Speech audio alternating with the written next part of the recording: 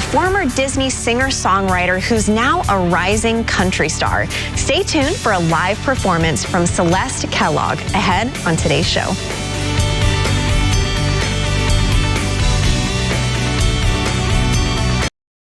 Well, up next, she went from singing in church to getting millions of streams online. Country music's new star, Celeste Kellogg, is in our studios. And you'll get to hear her latest hit, Faith and Freedom, in just a moment. So make sure you guys stay with us.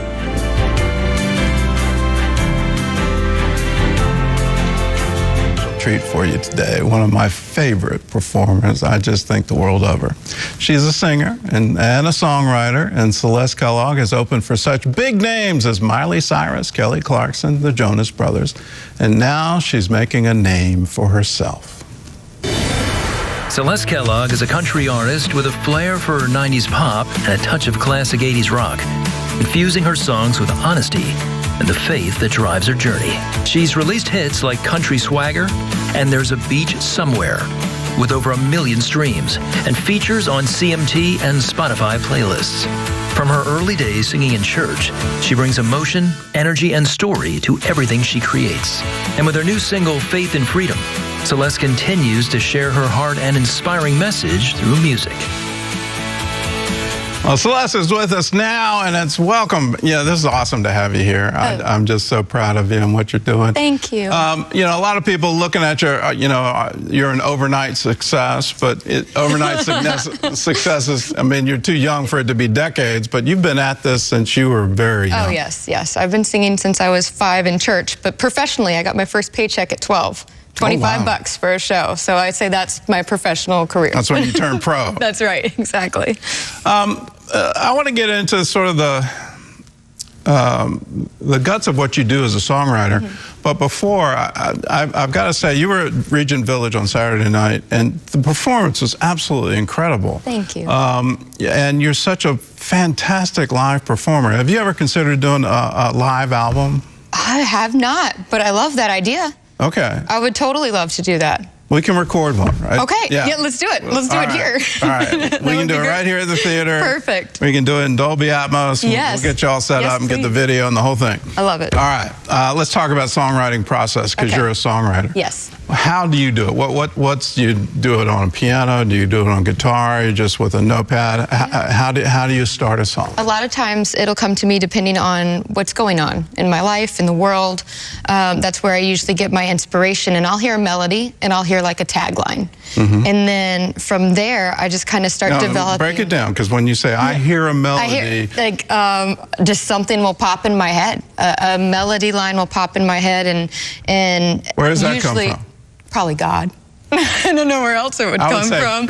I would say definitely God. Yeah, that's not a problem. Yeah, definitely God. And it's just, from there I sit down and grab my guitar and kind of build out the song, figure out what chords were popping in my brain. So you're doing chords on a guitar, and that's building the structure of that melody you just heard. Exactly. You're trying to find it. And then building a whole song around it, and just developing it from there. The song you're going to sing for us today, that started out over a year ago, a year and a half ago. It did. And you were frustrated with it, and it didn't come together. Well, I was frustrated. I started writing it in the during the election, 2024, because I saw families and friends that had relationships for years become so divided and stop talking. And I felt like if we could just turn off the TV, the news, the stuff that was just pushing negative energy and divisiveness, that we wouldn't see the enemy in each other anymore. The enemy is the devil, and he's doing a real good job of making us think that we're enemies with each other if we have different opinions. So that's what sparked the whole interest in writing the song Faith and Freedom. I had a first verse and a chorus, and then it just went silent. I had nothing until September 10th of this year, when Charlie Kirk was assassinated, and the rest of the song came. And like you said, I mean, it was a gift. It was a gift, and there was a reason I didn't finish it in 2024. It was just waiting for that moment, and I feel like God gave me the words to put into this song, and hopefully it's just something that people can listen to and realize we're more than just our opinions. We have a bond here, whether it's family, some kind of love that's stronger than that, and we really need to focus on what bonds us more than what separates us. We were all created equally. by God, and that's the most important thing here. Well, I was watching you sing Saturday night in the theater. The phrase just kept coming back over and over and over again, psalmist of the Lord. That God is going to give you incredible songs. And you just open up why. They're going to be songs of healing and songs of bringing people together to realize we're all in this together. We're all one. There's only one human race. Exactly. And we need to recognize that and get rid of these divisions and come back to say, let's celebrate forgiveness, let's celebrate love, let's celebrate God. Amen.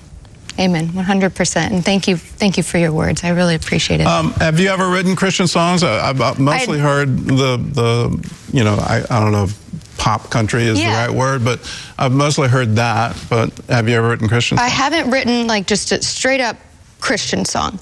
Well, that's not true. When I was 11 and I first started writing music, my first 2 songs were Christian songs. One was called Have Faith, another one was called Don't Cry, and it was like, don't shed a tear, don't fear, because God is near. Like that was my 11-year-old song, and probably a gift then as well. Obviously a gift then. Most 11-year-olds aren't doing that. That's true. I was sitting on the bus and I'm like looking at the window at a tree and I'm like, it just came to me. And so it's funny, when I sit down and try to write a song, it doesn't work. And now that I'm just like realizing that right now. But when I have that inspiration hit me, I sit down and then it comes out like that. So I have inserted some Christian themes through my country music. There's certain subjects that country music usually touches that I won't even sing about, because I want my music to bring people closer to God, not further away. Okay. Well, do both. Go back to the beginning at 11. That's right. And you're getting Christian songs, you can do that, and I'll give you a little hint.